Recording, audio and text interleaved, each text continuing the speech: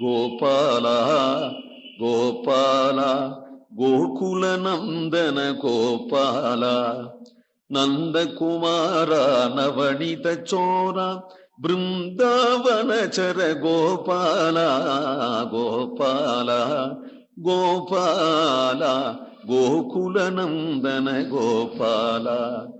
வானத்தில் உள்ளீர் வலியீர் உள்ளீரேல் அறையோ வந்து வாங்குமின் என்பவன் போல் ஏனத்துருவாகிய ஈசன் எந்தையிடவன் எழவாங்கி எடுத்த மலை காணக்களியானை தன் கொம்பிழந்து கதுவாய் மதம் சோரத் தன் கையெடுத்து கூணற்பிறை வேண்டி அண்ணாம் துணிற்கும் கோவர்தனமென்னும் கொற்ற குடையே. தேவர்களுக்கும் கண்ணனுக்கும் போட்டி.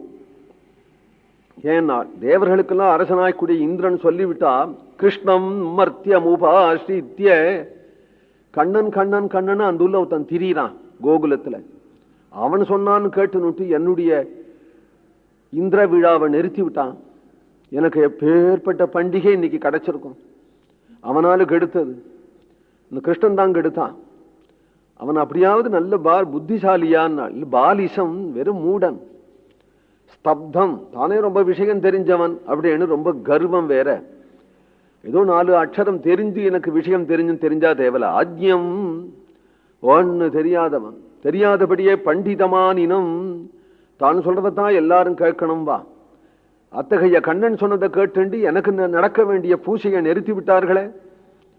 நீங்கள் எல்லாரும் போய் கோகுலத்தை அழியுங்கள் அப்படின்னு சொல்லி மேகங்களை பிரேரணை பண்ணி விட்டு அழியறதா கோகுலம்னு பார்க்கறதுக்கு வேற ஒரு கும்பலா.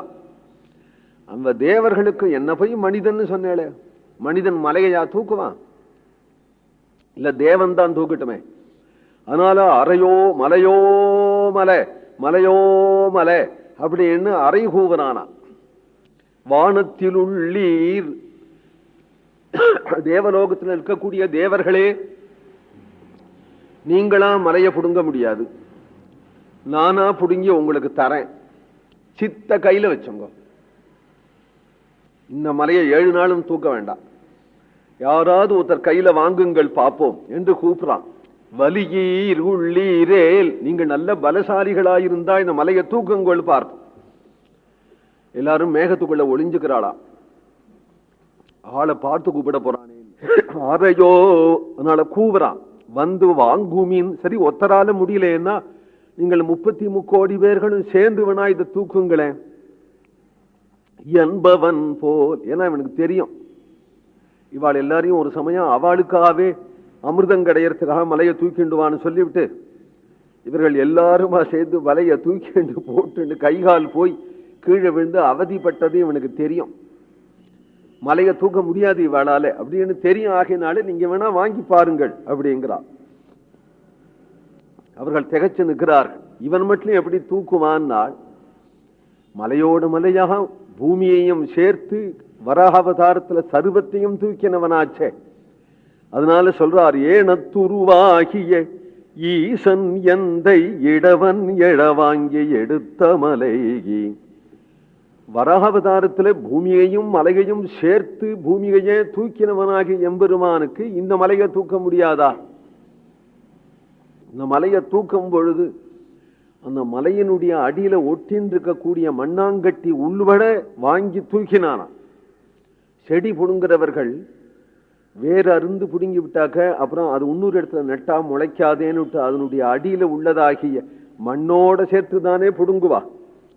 அதுபோல இடவன் எழவாங்கி எடுத்த மலை, அந்த மலையை தூக்கின்னு விட நிற்கிறா. ரொம்ப நாளுக்கு முன்னாடி அந்த மலையில யானைகள்லாம் நிறைய இருக்கு. ஒரு யானைக்கு மதம் பிடிச்சு விடுது. அந்த யானை அந்த மலையில முட்டுன்னு முட்டித்து மதம் பிடிச்சு போயிட்டதுனால அதனுடைய ஒரு தந்தம் முறிஞ்சு போயிடுது. முறிஞ்சு போன பிறகு அப்புறம் அது ஏகதந்தனாவே அலைஞ்சுன்னு கிடந்தது. அதுக்கு கொஞ்சம் வெக்கம். பாக்கி யானைகளா ரெண்டு பல்லோடு இருக்கும் பொழுது ஒரு 2 பேர் பல்லு போயிடுச்சுன்னா அவ எதில் பல்ல காட்டாமே சிரிப்பா. அது மாதிரி இதுக்கு ஒரு வெக்கம். மறுபடியும் சில பேர் பல்லு வச்சு கட்டிக்கிறாளே அது மாதிரி ஒரு தங்க பல்லாவது வச்சு கட்டிவிடுமானா இந்த யானைக்கு யாரு தங்க தந்தம் பண்ணி கொடுக்க போறா? அதுக்கு தேவலை அப்படின்னு நினைக்கும் பொழுது ஒரு நாள் ஆகாசத்துல இளம் சந்திரன் வளைவா இருக்கிறத பார்த்து விட்டு அதுக்கு ஒரு சந்தேகம், நம்ம கொம்புதான் அந்த இடத்துல இருக்கோ, அங்க இருக்கோ, நம்ம தந்தம் தான் அதோ இருக்கு அப்படின்னு அதை எடுத்து மறுபடியும் கட்டினுடலாமேன்னு அதுக்கு எண்ணம். மலையினுடைய உச்சியில போய் ஏறி ஏறி தன்னுடைய துதிக்கையால அதை மாட்டி மாட்டி இழுக்கலாமோன்னு பார்த்தது. அதுக்கு எட்டலை. இப்ப அதுக்கு திடீர்னு சௌகரியமா போயிடுது. மலை கொஞ்சம் கண்ணன் தூக்கி விட்டானா இப்ப ஏறி பார்க்கலாம்.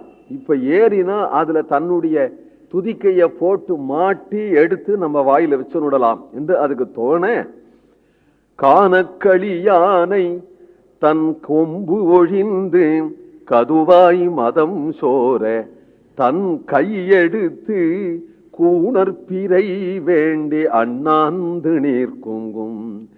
அந்த பிறையில மாட்டி இழுக்கணும் என்கின்ற எண்ணத்தோட அண்ணார்ந்து நிற்கும் அந்த கோவர்தன மலையினுடைய உச்சியில போய் 2 காலை தூக்கி கொண்டு தன்னுடைய துதிக்கையை தூக்கி கொண்டு அண்ணார்ந்து நிற்கிறதா.